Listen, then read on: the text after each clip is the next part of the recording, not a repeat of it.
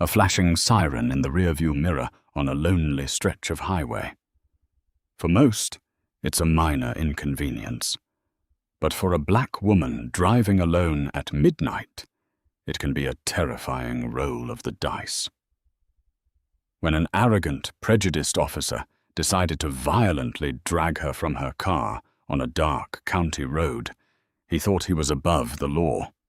He had no idea the woman he just assaulted held a badge that outranked his entire department. The rain had just begun to fall, slicking the asphalt of Route 114 into a dark, mirror-like ribbon that wound through the dense pine forests of Oakhaven County. It was 1:15 a.m. Naomi Howard kept her eyes fixed on the road, her hands resting at the 10 and 2 positions on the steering wheel of her unmarked navy blue sedan. Naomi was exhausted. For the past 6 months, she had been buried deep in an undercover assignment, wearing frayed denim jackets and scuffed boots, adopting a persona that felt miles away from her true self.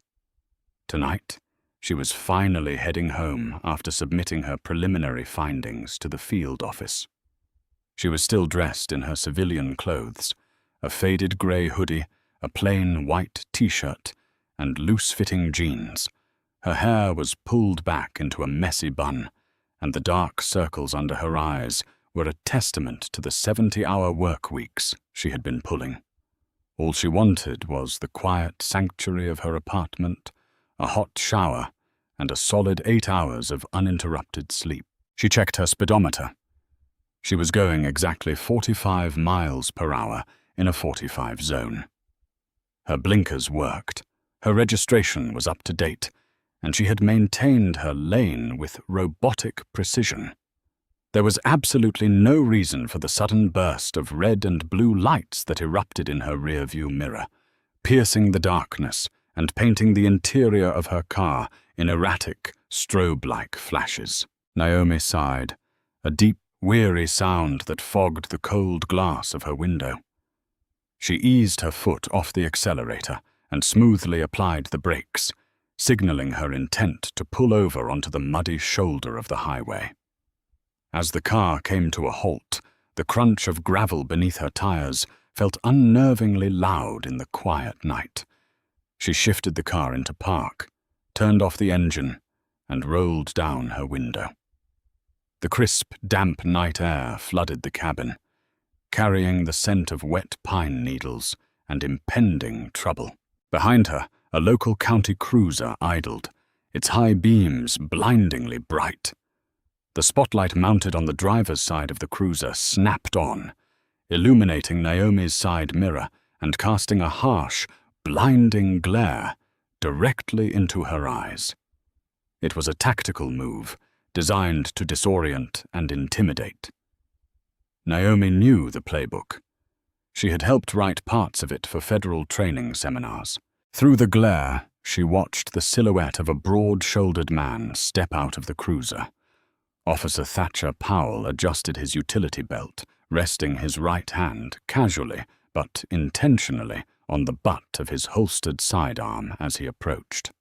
Powell was a 14-year veteran of the Oakhaven County Police Department, a man who had built a reputation in the precinct for being tough on crime. In reality, Powell's record was littered with excessive force complaints and accusations of racial profiling, all conveniently swept under the rug by a department that prioritized loyalty over the law. Powell approached the vehicle with a slow, deliberate swagger. He stopped just behind the B-pillar of Naomi's sedan, forcing her to twist awkwardly in her seat to see him. It was another textbook intimidation tactic. "Do you know why I pulled you over tonight?" Powell asked, his voice a low, gravelly drawl that dripped with condescension. He shone his heavy maglite flashlight directly into Naomi's face, ignoring the fact that the street lamp and his cruiser's spotlight provided more than enough illumination. Naomi squinted, raising a hand to shield her eyes from the blinding beam. "No, officer, I don't. I was maintaining the speed limit and staying in my lane." Powell didn't move the flashlight. I'll ask the questions here. License, registration, and proof of insurance. Let's go. Naomi took a slow, measured breath. She knew the statistics. She knew the reality of being a black woman on a dark, isolated road with a hostile officer. Her federal training kicked in, suppressing the spike of adrenaline in her chest. She kept her movements slow and deliberate. My license and registration are in my wallet, which is inside my purse on the passenger seat, Naomi said calmly, articulating every word with crystal clarity. I'm going to reach over to retrieve them now. Just get the damn ID, Powell snapped, his tone immediately escalating, laced with an irritation that was entirely unprovoked. Naomi slowly leaned over, keeping her left hand firmly on the steering wheel where Powell could see it, and used her right hand to open her purse. She extracted her civilian driver's license and the rental car's registration, opting not to pull her federal credentials just yet. She wanted to see exactly how this officer operated. If Oakhaven County had a systemic issue with its patrol officers, as the Department of Justice had quietly suspected for months, she was experiencing it firsthand. She handed the documents out the window. Powell snatched them from her fingers. He scrutinized her license, then shone the light back into her car, sweeping it over the empty passenger seat, the back seats, and finally settling back on her face. Naomi Howard, Powell read from the card, mispronouncing her last name slightly before correcting himself with a sneer. What are you doing out in this neighborhood at this time of night? You're a long way from the city. I'm driving home from work, officer, Naomi replied, her voice remaining perfectly even. Work? Dressed like that? Powell scoffed, his eyes raking over her faded hoodie. What kind of work has you out here at 1 a.m.? Or were you just casing the subdivisions up the road? The accusation hung in the damp air, heavy and loaded. The racial undertones were impossible to ignore. Powell had seen a black driver in a reliable car navigating a predominantly white, affluent county late at night, and his biases had immediately filled in the blanks. I was not casing anything, Naomi said, her tone cooling by several degrees. I am simply traveling on a public highway. If there is no traffic violation, officer, I would like my license back so I can continue my journey. Powell's jaw tightened. The disrespect, as he perceived it, was unacceptable. People, especially people who looked like Naomi, were supposed to tremble when he used his command voice. They were supposed to be subservient. The fact that this woman was sitting there, calm, articulate, and completely unbothered, infuriated him. I decide when we're done here, Powell growled, leaning closer to the window. I asked you a question. Where exactly do you work? Naomi looked him dead in the eye, despite the glare of the flashlight. I work for the government, officer. Now, respectfully, if you aren't going to write me a citation for a moving violation, I have the right to leave. The word right seemed to trigger something dark and volatile inside Thatcher Powell. His grip on the flashlight tightened until his knuckles turned white. He stepped back from the window, his posture shifting from authoritative to aggressively hostile. Oh, you work for the government, do you? And you know your rights? Powell mocked, stepping back up to the window. Let me tell you how this is going to work. Step out of the vehicle. Naomi didn't unbuckle her seatbelt. Officer, I am perfectly safe inside my vehicle. You have not articulated a lawful reason for this stop, nor have you provided a valid reason for me to exit my car. Am I under arrest? I am giving you a lawful order to exit the vehicle, Powell shouted, his voice echoing off the desolate tree line. Pennsylvania versus Mims gives me the authority to order you out of this car for my safety. Step out or I will remove you. Naomi knew the case law backward and forward. She also knew that escalating a situation on a dark road with an officer who was already looking for a fight was a dangerous game. However, she was not about to surrender her dignity to a bully with a badge. "Officer Powell," Naomi said, having read the silver name tag pinned to his uniform. "I am requesting that you call a supervisor to this scene immediately. I am the senior officer on this shift, and I am telling you to get out of the car," Powell roared. He didn't wait for her to comply. In a flash of unjustified rage, Powell reached through the open window. His heavy hand grabbed the handle of the car door, unlocking it from the inside, and he yanked the door open with such force that it bounced against its hinges. Before Naomi could even process the physical breach of her space, Powell reached across her body, his forearm crushing against her chest as he forcefully slammed the seatbelt release button. "Hey, do not touch me," Naomi commanded, her voice finally raising, filled with the sharp, unyielding authority of a seasoned federal agent. But Powell was blind to anything but his own authority being challenged. He grabbed Naomi by her left arm, his thick fingers digging painfully into her bicep. With a violent, jerking motion, he dragged her out of the driver's seat. Naomi's feet hit the wet pavement awkwardly, her knee slamming against the metal rocker panel of the sedan. A sharp pain shot up her leg, but her combat training kept her from falling. "Stop resisting!" Powell screamed, the classic catchphrase of an officer trying to retroactively justify his brutality for the dashcam he knew was recording from his cruiser. "I'm not resisting," Naomi fired back, maintaining her balance despite his aggressive pulling. "You are assaulting me!" Powell spun her around roughly, slamming her chest and face against the cold, wet roof of her car. He kicked her legs apart with his heavy boots, forcing her into a vulnerable, spread-eagle position. He kept one massive hand pressed firmly between her shoulder blades, pinning her against the metal, while his other hand reached for the handcuffs on his belt. "You want to play games with me? You want to act smart?" Powell hissed into her ear, his breath smelling of stale coffee and chewing tobacco. "You're going to jail tonight for assaulting an officer and resisting arrest. Let's see how much your government job helps you when you've got a felony record." Naomi's cheek was pressed against the cold, damp roof of her sedan. Her arm throbbed where he had grabbed her. She could easily break his hold. She was trained in advanced close-quarters combat by the finest instructors in Quantico.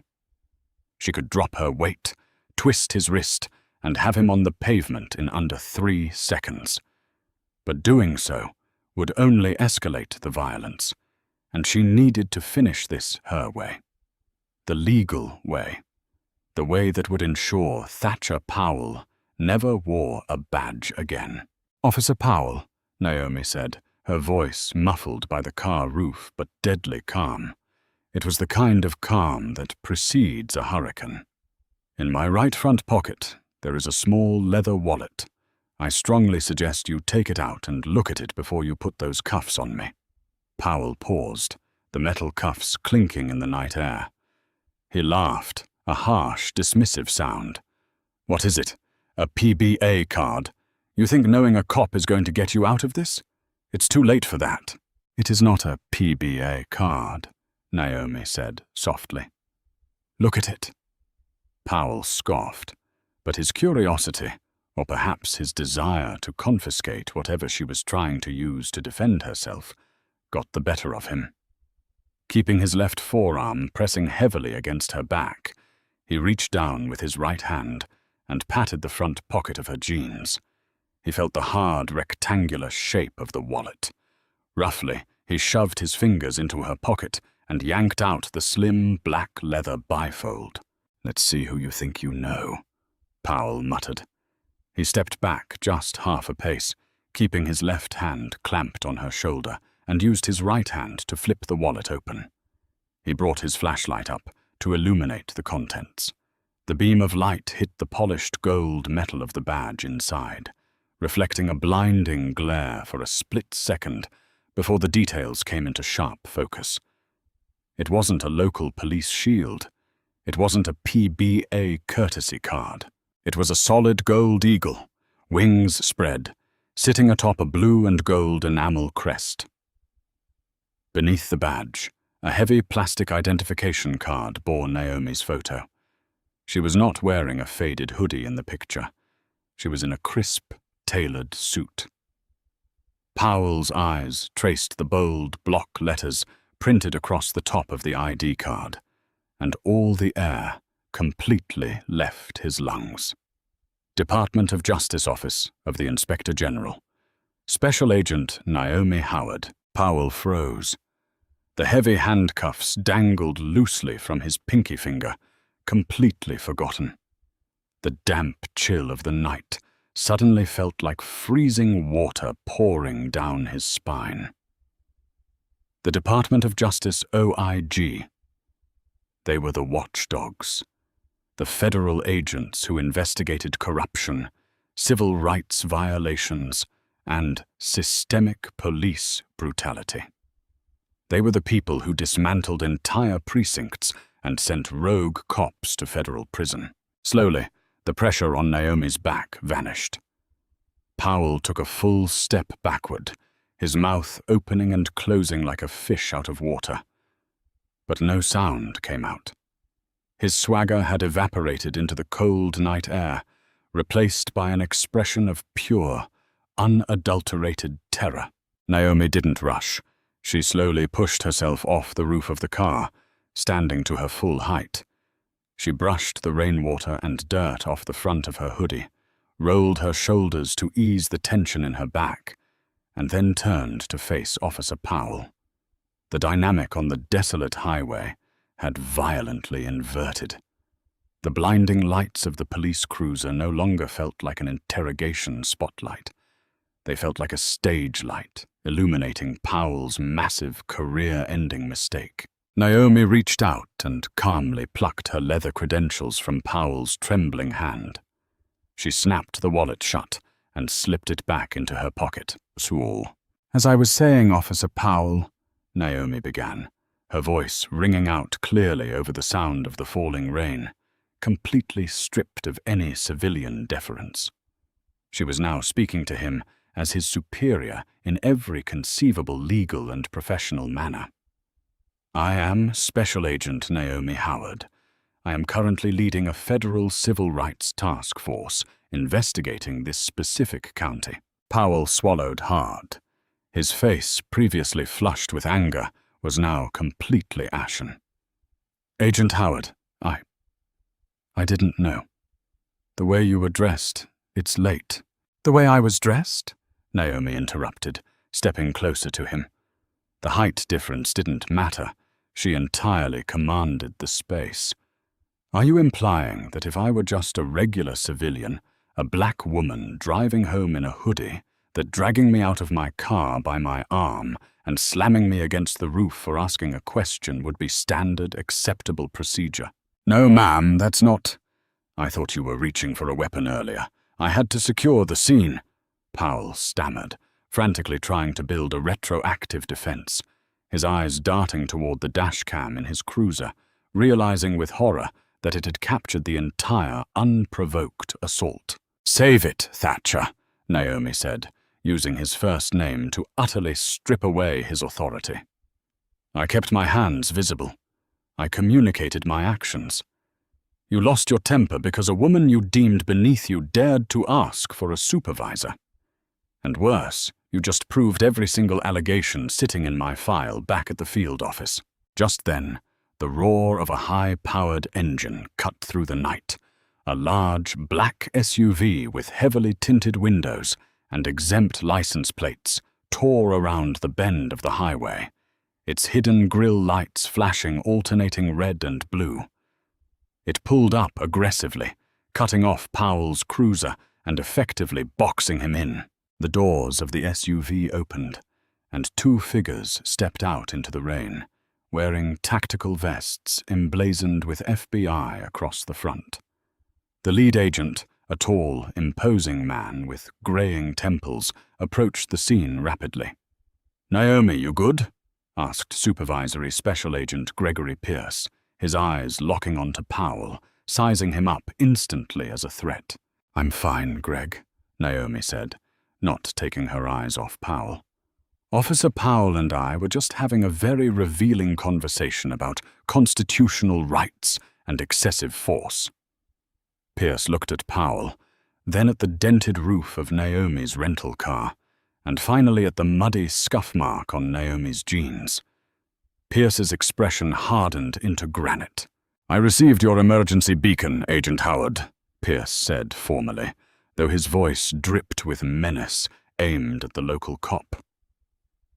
When Powell had dragged her from the car, Naomi's smartwatch, synced to her federal distress system, had detected the impact and the spiked heart rate, silently alerting her backup team who were tailing her a few miles back. "What do we have here?" Pierce asked. "We have an unlawful detention, assault on a federal officer, and a clear-cut deprivation of rights under color of law," Naomi stated cleanly, listing the federal statutes Powell had just violated. She turned her gaze fully onto the terrified police officer. "Officer Powell, you are going to turn around, place your hands on the hood of your cruiser, and wait. Because your night is just getting started, and your career is officially over." Thatcher Powell did not move.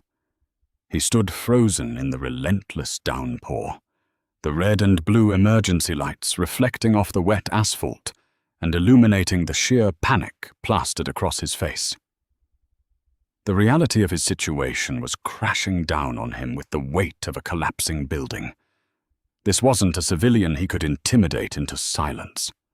This wasn't a complaint that his union rep could make disappear over a round of golf with the chief. He had just laid hands on a federal agent. "Officer Powell," Supervisory Special Agent Gregory Pierce barked, his voice cutting through the drumming rain like a whip. "I will not ask you twice. Turn around and place your hands flat on the hood of your vehicle. Now." Slowly, as if moving underwater, Powell turned. The swagger that had defined his walk merely minutes ago was entirely gone. He shuffled awkwardly toward the front of his cruiser, placing his large, trembling hands on the slippery, wet metal of the hood. He spread his legs, a defensive posture he had forced upon thousands of motorists in his 14-year career, now experiencing the utter helplessness of the position firsthand. Pierce approached him with the cold, mechanical precision of a seasoned federal operator. He didn't yell. He didn't curse. He didn't need to. His authority was absolute. "Do not move," Pierce instructed softly, stepping directly behind the larger officer. With practiced efficiency, Pierce reached for Powell's duty belt. He unsnapped the holster and smoothly slid the heavy Glock 17 from its resting place, clearing the chamber and securing the weapon in his own tactical vest. Next, he stripped away Powell's taser, his spare magazines, and finally, his radio. Every metallic click and rustle of nylon sounded like a death knell to Powell's career. "Put your hands behind your back," Pierce ordered. Powell hesitated for a fraction of a second, a final dying ember of his ego trying to resist. "Agent, please, this is a misunderstanding. We can talk about this. Professional courtesy." "Hands behind your back, Thatcher, or I will put you on the ground and do it for you," Pierce replied, his tone devoid of any empathy. Powell complied, bringing his wrists together at the small of his back. Pierce didn't use the standard-issue handcuffs. He reached into his tactical pouch and pulled out heavy-duty federal zip cuffs, securing Powell's wrists with a sharp, terrifying zip of heavy plastic. It was a sound that offered no negotiation and no release. Naomi stood a few feet away, the rain flattening her hair against her forehead. She watched the arrest with analytical detachment, her mind already moving 3 steps ahead to the procedural aftermath.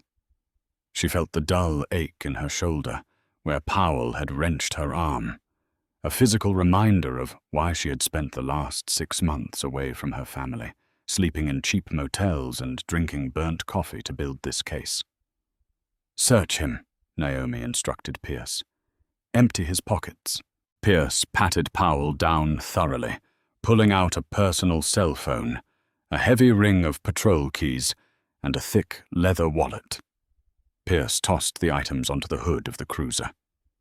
"Agent Howard," Powell pleaded, twisting his neck to look over his shoulder, the rain running down his face mingling with the cold sweat of fear. "Please, I have 20 years in law enforcement. I have a pension, a family. You know how it is out here on the night shift. You get jumpy. You make mistakes."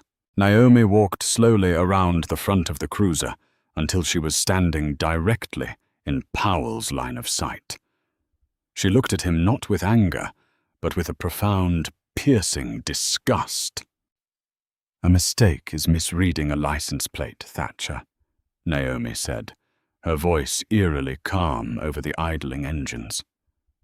"A mistake is taking a wrong turn. What you did to me tonight was a choice. It was a choice born out of a profound arrogance and a belief that the badge on your chest gave you the right to brutalize citizens without consequence. You didn't care about my safety or your safety. You cared about my obedience." Powell opened his mouth to speak, but the words died in his throat as Naomi leaned in closer. "And do not dare talk to me about professional courtesy," she continued, her eyes locking onto his. "You stripped yourself of the right to be called a professional the moment you put your hands on a compliant citizen. You are a predator in a uniform, and tonight the food chain just corrected itself." Naomi turned to Pierce. "Put him in the back of the SUV. Read him his rights. Secure this cruiser. We're taking the dashcam footage directly into federal custody. No local evidence tech is getting anywhere near it."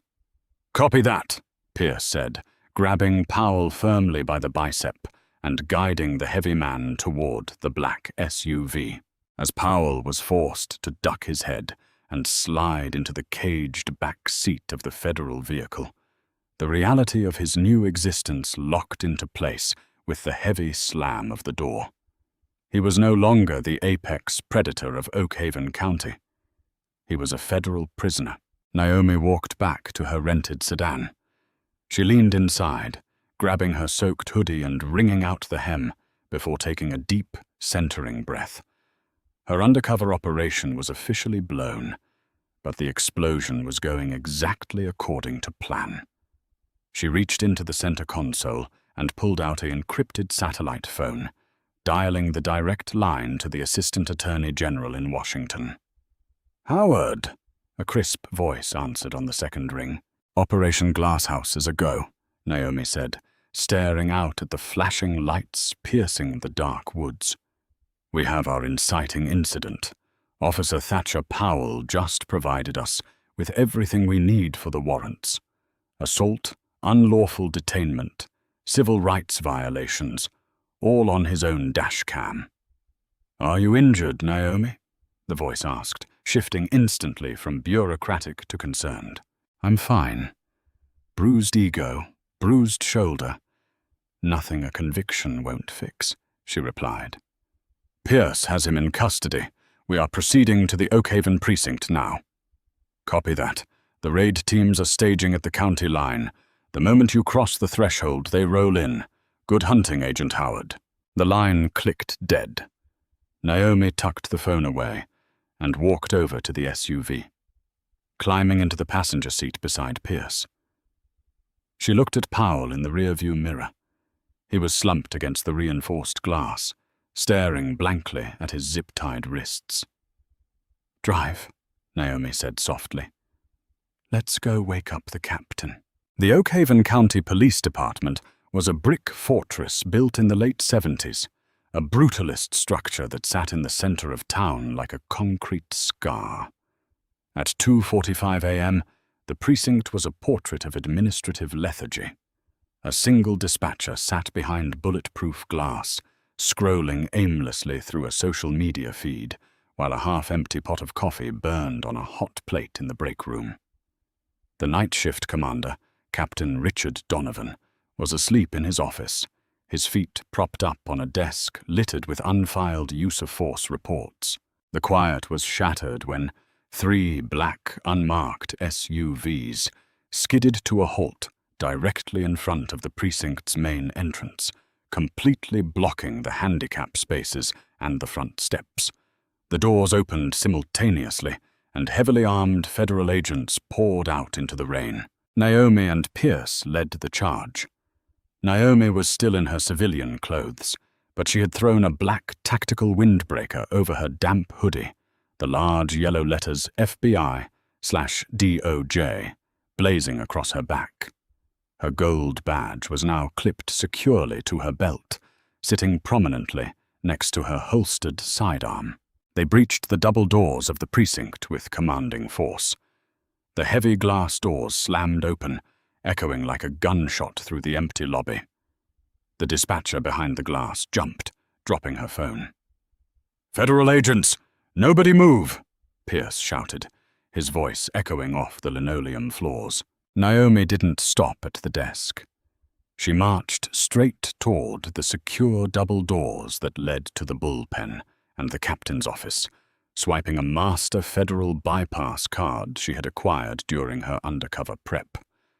The magnetic lock beeped green, and she pushed through. Captain Donovan, roused by the shouting, burst out of his office. He was a stout man with a red face, his uniform shirt untucked, trying desperately to understand why his sleepy precinct was suddenly swarming with federal tactical gear. "What the hell is going on here?" Donovan bellowed, his hand instinctively dropping to his belt, only to realize he had left his weapon in his desk drawer. "Who is in charge here? This is my precinct." Naomi stepped forward, closing the distance between them until she was uncomfortably close to the captain. She held up her badge. "I am Special Agent Naomi Howard, Department of Justice, Office of the Inspector General," she declared, her voice ringing out clearly in the dead silence of the bullpen. "And as of this exact moment, Captain Donovan, this is no longer your precinct. This is an active federal crime scene." Donovan blinked, his groggy brain struggling to process the information. "DOJ. Crime scene. You have no jurisdiction to just storm in here without—" "I have a 50-page federal warrant signed by a United States District Judge," Naomi interrupted, pulling a thick folded document from her jacket pocket and slapping it hard against Donovan's chest. He fumbled to catch it. "That warrant authorizes the immediate seizure of all physical servers, dispatch logs, dashcam footage, bodycam drives, and internal affairs records in this building." Donovan looked down at the warrant, his face draining of its florid color. "On what grounds?" "On the grounds of systemic, department-wide civil rights violations, racketeering, and a coordinated conspiracy to deprive the citizens of Oakhaven County of their constitutional rights," Naomi recited, her tone icy and precise. "A conspiracy, Captain, that we believe you have been actively covering up for the past 5 years. "You're out of your mind," Donovan stammered, trying to project strength but failing miserably as 2 armed FBI agents stepped past him and entered his office, immediately bagging his personal computer. "You can't prove any of this. My boys do good work. They keep this county safe." "Your boys," Naomi countered, her eyes flashing with righteous fury, "run a quota system designed to target, harass, and extort minority drivers passing through your jurisdiction. They use excessive force, falsify police reports, and turn off their body cameras when it suits them. And I can prove it, Captain, because for the last 6 months, I've been quietly downloading your deleted server files from a proxy connection in the public library across the street." Donovan took a step back, the air entirely knocked out of him. The swagger, the institutional arrogance that had protected him for decades, vanished in an instant. "Where is Officer Powell?" Donovan asked, his voice suddenly small, realizing that his most aggressive patrolman was conspicuously missing from the night shift roster. "Officer Powell is currently sitting in federal custody in the back of my vehicle," Naomi said. "He decided to pull me over tonight without cause. He decided to drag me out of my car by my arm, slam me onto the roof, and threaten me with fabricated felony charges. He did it because he thought I was a nobody. He thought I was just another victim who wouldn't be able to fight back against your corrupt machine." Naomi stepped even closer, lowering her voice so only Donovan could hear the pure, absolute finality in her words. "He was wrong, and now I am going to tear this department down to the studs. Gather your men in the briefing room, Captain. Surrender your sidearms to Agent Pierce. Your shift is permanently over." As Donovan defeatedly nodded and turned to comply, a wave of federal agents moved efficiently through the precinct. They taped off filing cabinets, disconnected servers, and stood guard at the exits. It was a surgical, devastating dismantling of a corrupt institution. Naomi stood in the center of the bullpen, the chaotic symphony of a federal raid swirling around her. She watched the local officers, men who had operated with absolute impunity just hours ago, being stripped of their authority and lined up against the wall. She rubbed her throbbing shoulder, remembering the fear she had felt on that dark highway.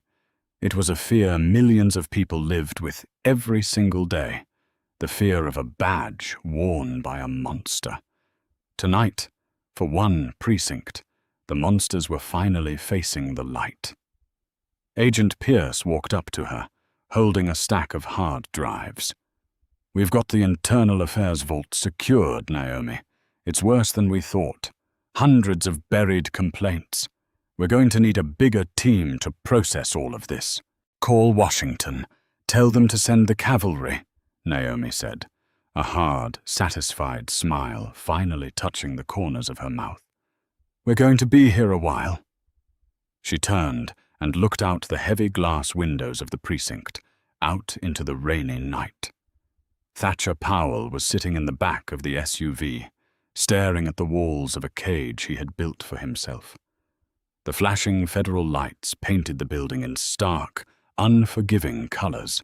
The midnight shadow over Oak Haven County was finally lifting, and Naomi Howard was ready to bring the dawn.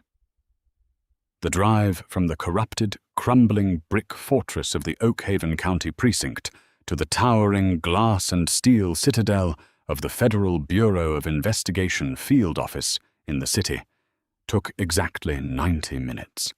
For Thatcher Powell, locked in the reinforced, caged back seat of the federal SUV, those 90 minutes felt like an eternity suspended over a bottomless drop. Outside the tinted windows, the heavy rain had tapered off into a cold, misty drizzle.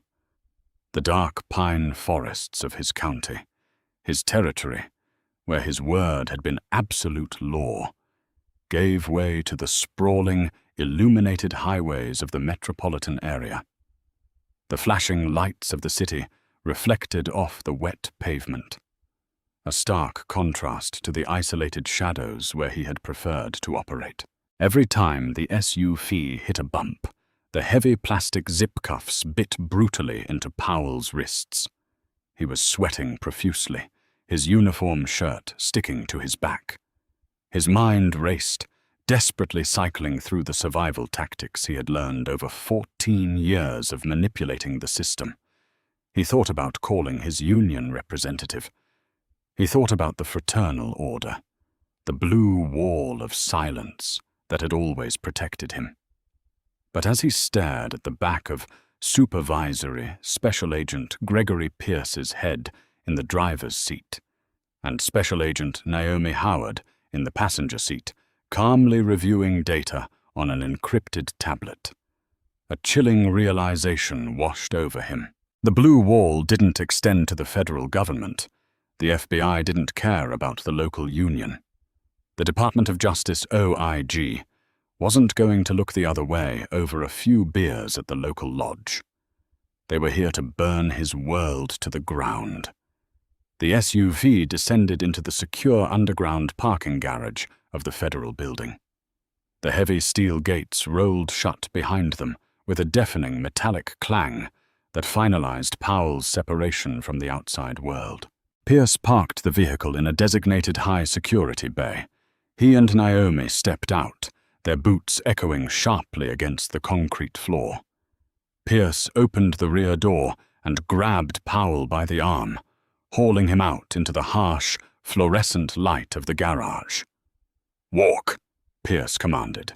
Powell was escorted to the processing level. The entire experience was a meticulous, psychological deconstruction of his authority. In Oak Haven, Powell was the one who processed suspects. He was the one who barked orders, commanded them to strip, and took their dignity away with every fingerprint and photograph. Now, he was on the receiving end of the machine. Federal technicians, cold and completely disinterested in his former rank, processed him. They removed his police uniform, the very fabric of his power, and issued him a standard, shapeless orange federal holding jumpsuit. His heavy boots were replaced with thin, laceless canvas shoes. They took his mugshot. Powell stared into the camera lens, his eyes wooded and hollow, the arrogant sneer completely erased from his features, replaced by the terrified stare of a man who knew his life was over. Once processed, he was placed in Interrogation Room 4. It was a perfectly square room, painted in a sterile, institutional grey. A heavy steel table was bolted to the floor, flanked by 3 uncomfortable metal chairs. A two-way mirror covered one wall, while a digital clock on the opposite wall relentlessly ticked away the seconds. Powell sat alone for 2 hours. It was a classic interrogation tactic, letting the suspect steep in their own anxiety, and it worked flawlessly. By the time the heavy metal door finally unlatched, Powell was shaking, his hands clasped tightly on the table in front of him. Naomi Howard and Gregory Pierce walked in. Naomi was no longer wearing her damp undercover clothes. She had changed into a sharp, perfectly tailored charcoal grey suit, her gold DOJ badge clipped prominently to her lapel. She looked every inch the apex predator of the legal world. She carried a thick, red-tabbed file folder, which she dropped onto the steel table with a resounding smack. She pulled out a chair and sat directly across from Powell. Pierce remained standing by the door, a silent, imposing sentinel. Naomi didn't speak immediately. She opened the folder and slowly, methodically began laying out photographs on the table. The first was a picture of a young Hispanic man with a bruised eye taken in a hospital room. The second was an elderly black man standing next to a car with its interior entirely torn apart. The third was a ledger, handwritten, detailing a quota system of arrests and asset forfeitures targeting low-income neighborhoods. "Do you know what the hardest part of my job is, Thatcher?" Naomi began, her voice smooth but laced with a lethal edge. "It's not the undercover work. It's not the hours. It's sitting in a room with a man who swore an oath to protect the public, and realizing he is no different than the cartel bosses or the racketeers I usually put away. In fact, you're worse, because they don't hide behind a piece of tin." Powell swallowed hard, his throat dry. "Agent Howard, I want my lawyer. I want my union rep." "Your union rep, a Mr. David Harrison, was arrested 45 minutes ago at his home in the suburbs," Naomi replied smoothly, not missing a beat. "It turns out Mr. Harrison has been helping Captain Donovan launder the cash your shift confiscated from undocumented drivers during illegal traffic stops. He's currently in room 6, singing like a bird for a plea deal. The last pillar of Powell's hope collapsed.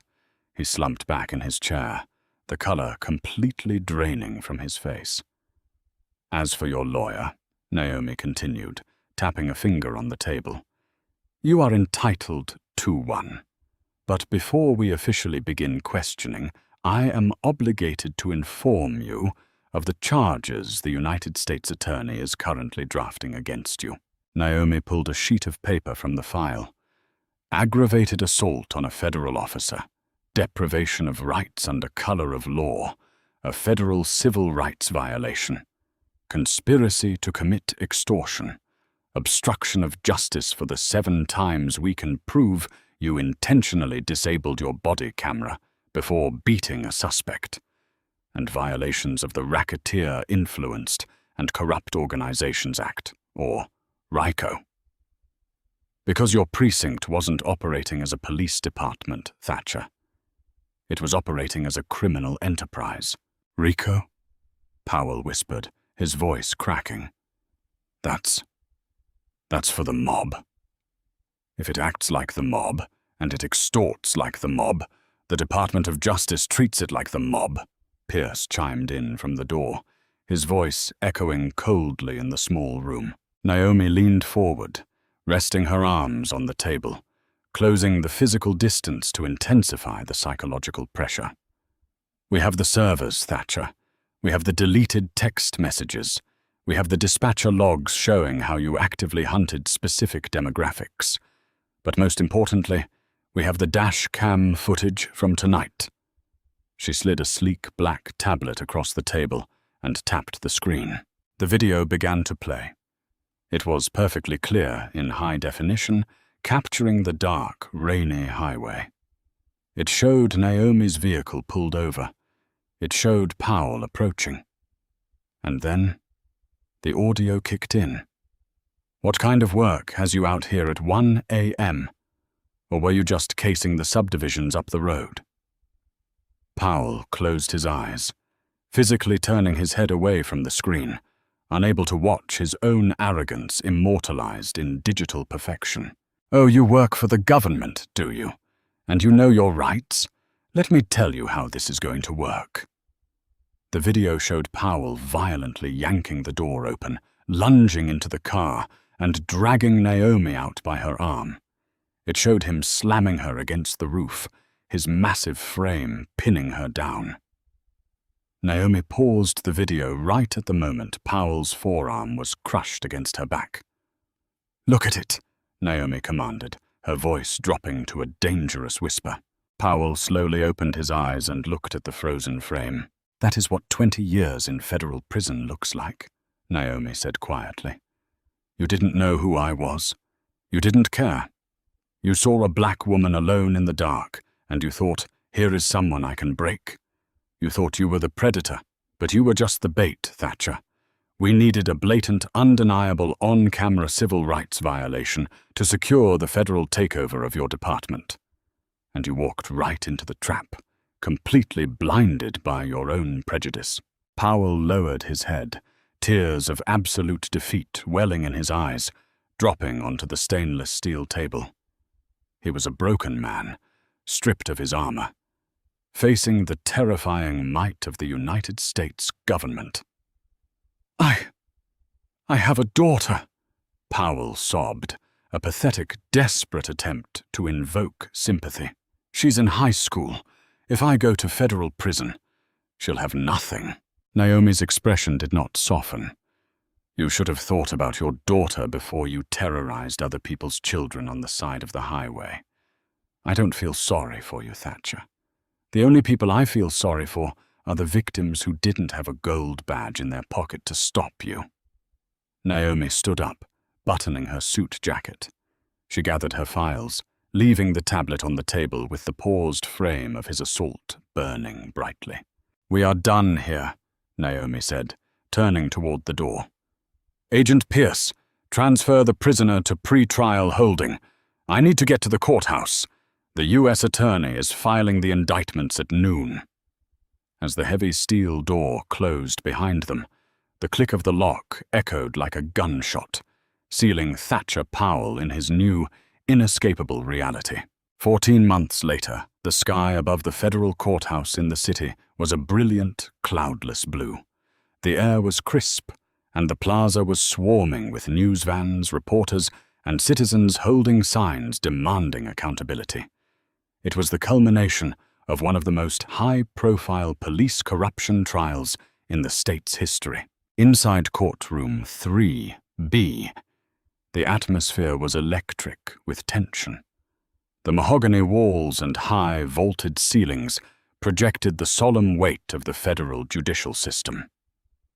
Special Agent Naomi Howard sat in the second row of the gallery, wearing her signature charcoal suit. She watched the proceedings with a quiet, unshakable calm. Next to her sat Agent Gregory Pierce, his arms crossed over his chest, his eyes locked on the defense table. At the defense table sat Thatcher Powell. He had aged 10 years in the last 14 months. His hair had thinned and grayed, his broad shoulders were slumped, and the orange jumpsuit had been replaced by a cheap, ill-fitting brown suit provided by his public defender. He looked small. He looked defeated. Behind him, in the adjoining defendant box, sat former Captain Richard Donovan, looking equally ruined. The trial had been a massacre. The Justice Department had brought forth an avalanche of evidence that had completely overwhelmed the defense. Naomi had spent 3 grueling days on the witness stand, systematically dismantling every attempt by Powell's attorney to justify the traffic stop. She had remained unflappable, answering every aggressive question with cold, clinical facts. She had walked the jury through the dashcam footage frame by frame, explaining the mechanics of an illegal detention and the brutal reality of excessive force under the color of law. But it wasn't just her testimony. Because Naomi had cracked the dam, a flood of victims had come forward. The jury heard from the Hispanic man who was beaten for asking for a translator. They heard from the single mother who had her rent money confiscated under bogus civil asset forfeiture laws. The Oak Haven County Police Department was exposed not just as a precinct with a few bad apples, but as a diseased orchard. "All rise," the bailiff called out, his voice echoing through the silent courtroom. Everyone in the room stood as the Honorable Judge William Carter entered and took his seat behind the high bench. The judge was a stern, no-nonsense jurist with a reputation for handing down heavy sentences in civil rights cases. "You may be seated," Judge Carter instructed, adjusting his reading glasses as he looked down at the paperwork in front of him. The courtroom collectively held its breath as the jury foreperson stood up. "Has the jury reached a verdict?" Judge Carter asked. "We have, Your Honor," the foreperson, an older woman with a steady voice, replied. "On the charge of deprivation of rights under color of law, how do you find the defendant, Thatcher Powell?" "Guilty." A collective gasp echoed through the gallery, followed immediately by quiet, suppressed sobs from several of the victims sitting behind Naomi. "On the charge of aggravated assault on a federal officer, how do you find the defendant?" "Guilty." "On the charge of racketeering and conspiracy to commit extortion, how do you find the defendant?" "Guilty." The foreperson continued down the list, delivering guilty verdicts for both Powell and Donovan on every single federal charge. Powell closed his eyes, his head dropping heavily onto his chest. There was no outrage. There was no screaming. There was only the heavy, crushing silence of a man realizing his life, as he knew it, was entirely over. Judge Carter didn't wait for a separate sentencing hearing. Because of the overwhelming nature of the evidence and the federal guidelines, he was ready to rule. "Mr. Powell, Mr. Donovan, please stand," the judge commanded. The 2 men rose on trembling legs. "In my 30 years on the bench, I have rarely seen a more egregious abuse of public trust," Judge Carter began, his voice ringing with judicial fury. "You were given a badge and a gun to protect your community. Instead, you turned your precinct into a personal fiefdom, preying on the vulnerable, the minorities, and anyone you deemed powerless to stop you. You operated with a profound arrogance, believing that the law did not apply to you." The judge looked directly at Powell. "You thought you were stopping a nobody on that dark highway, Mr. Powell. But justice has a way of balancing the scales. For your crimes, you are sentenced to 25 years in federal prison, without the possibility of parole. Mr. Donovan, you are sentenced to 15 years for your role in orchestrating and covering up this enterprise." The judge slammed his gavel down. The sharp wooden crack echoed through the courtroom, sounding like a gunshot signaling the end of an era. "Court is adjourned." Pandemonium erupted in the gallery. Reporters sprinted for the doors, while families of the victims hugged each other, weeping tears of relief. Powell was immediately surrounded by United States Marshals. They grabbed his arms, pulling them behind his back, and clamped heavy steel handcuffs around his wrists. As they turned him to lead him out the side door, his eyes met Naomi's across the crowded room. Naomi didn't smile. She didn't gloat. She just looked at him with the same piercing, analytical gaze she had given him on the highway 14 months ago. She gave him a slow, deliberate nod, a silent acknowledgement that the game was over. And she had won. Powell looked away, unable to hold her gaze, and was shoved through the doors, disappearing into the federal penal system forever. Naomi let out a long, slow breath. The knot of tension that had lived in her stomach since that rainy night finally uncoiled. "We did it," Pierce said, placing a firm, respectful hand on her shoulder. "Oak Haven PD is being disbanded. The state police are taking over the county under a federal consent decree." "We tore it down to the studs, Naomi." "Yes, we did," Naomi said softly, a genuine sense of peace settling over her. "Now, we find the next one." She turned and walked out of the courtroom, pushing through the heavy mahogany doors and stepping out into the bright, sunlit plaza. The media mob descended, flashing cameras and shouting questions, but Naomi politely declined to comment, leaving the press conferences to the U.S. Attorney. She walked down the marble steps of the courthouse, feeling the warmth of the sun on her face. She walked to her car, a sleek, unmarked sedan, much nicer than the rental she had driven during her undercover sting. She unlocked it, slid into the driver's seat, and started the engine. As she pulled out into the city traffic, she looked in her rear-view mirror. There were no flashing red and blue lights. There were no monsters hiding in the dark. There was only the open road ahead, bathed in the bright light of a new day. She merged onto the highway, her hands resting comfortably at 10 and 2, completely unafraid of the journey ahead.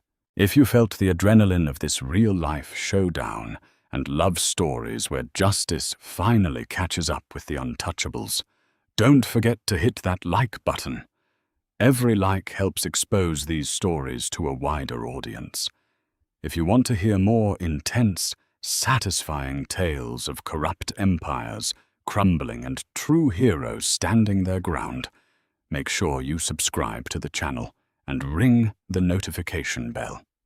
Share this video with someone who loves a perfect dose of karma, and drop a comment below, letting me know what you thought of Agent Howard's brilliant takedown.